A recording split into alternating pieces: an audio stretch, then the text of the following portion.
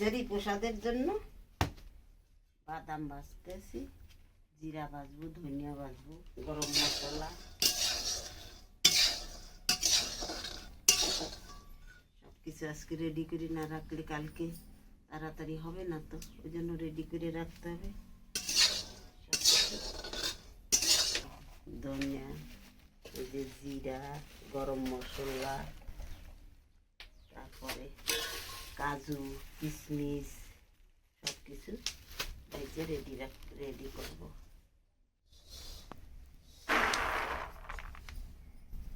দরকার নাই আমার আমার চাকরি বস্তা লাগানো নিজে লাগানো গঙ্গার মাছ মারতে রিফাইন তেলানো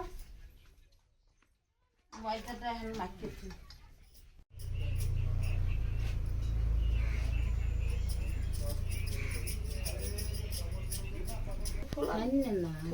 বেশি পাতলা আর একটু দাগ দাগ বানাই। ওই দেখছো ওই যে মোটা হয়েছে একটু মোটা হয়েছে, যখন চলতে আছে মোটা ভালো পাল্টি মারলে তেল খাবে না।